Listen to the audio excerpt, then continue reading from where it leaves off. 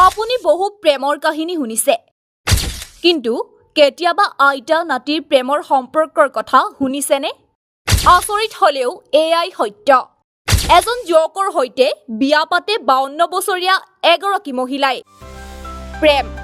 প্ৰেমে নামানে বয়সৰ সীমনা, কিন্তু আইতাকৰ বয়সৰ এগৰাকী মহিলাৰ লগত যদি নাতিয়েকৰ বয়সৰ এজন যুৱকৰ প্ৰেম হৈ যায়, শুনিবলৈ আচৰিত হলেও এয়াই সঁচা।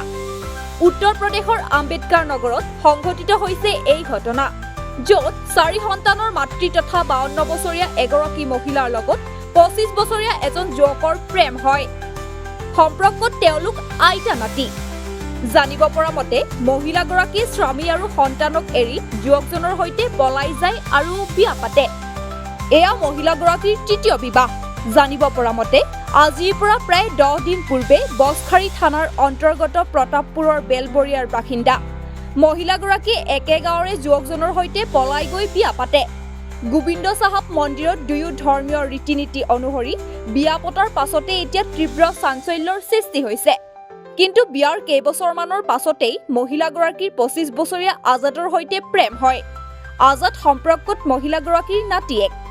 স্থানীয় লোকে কয় যে একেখন গাঁৱৰ আৰু একে বৰ্ণৰ হোৱাৰ বাবে দুয়োৰে মাজত সম্পৰ্ক আইতা আৰু নাতিৰ দৰে আছিল। দুয়োৰে সম্পৰ্কৰ বিষয়ে কিছুদিন পূৰ্বে গাঁওবাসীয়ে জানিব পাৰিছিল, কিন্তু ইয়াৰ পাছতে দুয়ো পলাই গৈ বিয়া পাতে। News desk report 360 insight.